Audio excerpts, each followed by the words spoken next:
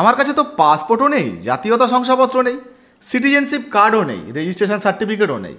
যে সমস্ত সার্টিফিকেটের কথা বলছো বেশিরভাগ সার্টিফিকেটই তো আমার কাছে নেই। তাহলে কিভাবে প্রমাণ করবো যে আমি ভারতীয় নাগরিক? এমনিতেই আবার আগস্ট মাসের 1 তারিখ থেকে নাকি ভোটার ভেরিফিকেশন শুরু হয়ে যাবে। আর যদি ভোটার ভেরিফিকেশন শুরু হয়ে যায় আমার নামটা তো লিস্ট থেকে বাতিল হয়ে যাবে। কি মহা বিপদে পড়েছি। তার উপরে আবার এমনিতেই শোনা যাচ্ছে যে এই ভোটার ভেরিফিকেশনে নাকি আধার কার্ড, প্যান কার্ড, রেশন কার্ডের মতো ডকুমেন্টগুলোকে গ্রহণযোগ্য বলে মনে করা হচ্ছে না। এগুলো নাকি ভারতীয় নাগরিকত্বের পরিচয়পত্র নয়। তাহলে কোনগুলো দেবো বলুন তো? মহা বিপদ না কি? এই সমস্ত চিন্তা আপনাদেরও মাথায় আসছে না যে বর্তমানে এই সমস্ত যে 4টে গুরুত্বপূর্ণ ডকুমেন্টের কথা বলা হয়েছে যেগুলো ভোটার ভেরিফিকেশনে দিতে হবে তার বেশিরভাগই তো আমাদের কাছে নেই। তাহলে কোন সার্টিফিকেট দিলে আমি প্রমাণ করতে পারবো যে আমি ভারতীয় নাগরিক এবং আমার ভোটার ভেরিফিকেশনটা সম্পূর্ণ হবে, তাই না? আজকের ভিডিওতে আপনাদেরকে সেই সমস্ত প্রশ্নের উত্তর দিয়ে দেবো এবং এমন এমন ডকুমেন্টের বিষয়ে আপনাদেরকে জানাবো যে সমস্ত ডকুমেন্টের মধ্যে কোনো না কোনো একটা ডকুমেন্ট আপনাদের প্রত্যেকের কাছেই আছে।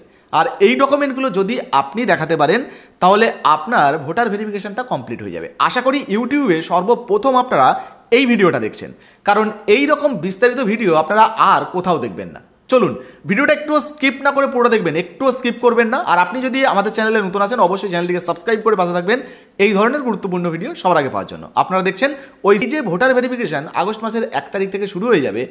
যদি আগস্ট মাস থেকে ভোটার ভেরিফিকেশন শুরু হয় সেক্ষেত্রে ভোটার ভেরিফিকেশনে কোন কোন ডকুমেন্ট আপনাদেরকে দেখাতে হবে।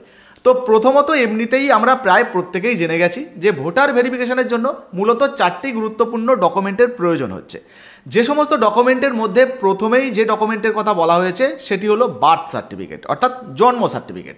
তো এই জন্ম সার্টিফিকেট যদি আপনার কাছে থাকে সেক্ষেত্রে জন্ম সার্টিফিকেটে মোটামুটি আপনার জন্মের স্থান এবং তারিখটা কিন্তু লেখা থাকে। ফলে এই জন্ম সার্টিফিকেটটা মোটামুটি অর্ধেক প্রমাণ করে দেয় যে আপনি ভারতীয় নাগরিক, তবে পুরোপুরি কিন্তু প্রমাণ করে না। এর জন্য সাপোর্টিং ডকুমেন্ট লাগে।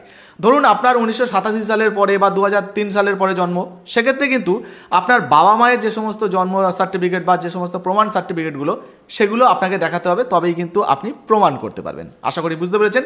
এরপরে যে ডকুমেন্টের কথা বলা হয়েছে 2 নম্বরে সেটা হচ্ছে পাসপোর্ট। তো দেখুন পাসপোর্ট হচ্ছে এমন একটা ডকুমেন্ট যেখানে পরিষ্কারভাবে লেখা থাকে, উল্লেখ করা থাকে যে আপনি ভারতীয় নাগরিক। কিন্তু ভারতবর্ষের বেশিরভাগ মানুষ এমন রয়েছেন যারা দিন দরিদ্র খেটে খাওয়া মানুষ, গ্রামে গঞ্জে বসবাস করেন। বেশিরভাগ মানুষের কাছে কিন্তু পাসপোর্ট নেই। আপনার এলাকায় যদি খোঁজেন 2 থেকে 3 জনের কাছে পাসপোর্ট পাবেন। তাহলে 2 বা 3 জন যদি ভারতীয় নাগরিক হন, বাকি কি আপনারা নাগরিকত্ব প্রমাণ করতে পারবেন না? তাই পাসপোর্টের ডকুমেন্টের কথাটা ছেড়ে দিন, কারণ পাসপোর্ট আমাদের বেশিরভাগ মানুষের কাছেই নেই। যাদের কাছে আছে সেটা তো ভালো, যদি না থাকে কি করা যাবে?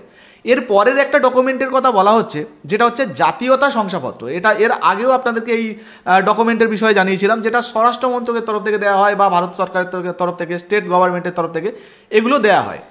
বিশেষ কিছু আপাতকালীন পরিস্থিতিতে এই সমস্ত ডকুমেন্টগুলো দেওয়া হয়, কিন্তু এই সমস্ত ডকুমেন্টগুলোও কিন্তু সবার কাছে থাকে না। তো এক্ষেত্রে এই 3 নম্বর ডকুমেন্টটাও আপনারা বাদ দিয়ে দিন। এরপরে রয়েছে সিটিজেনশিপ বা রেজিস্ট্রেশন সার্টিফিকেট। দেখুন দেশভাগের পরে প্রচুর মানুষ রয়েছেন বা অনেক মানুষ এমনও রয়েছেন যারা বর্তমানে রিসেন্ট করে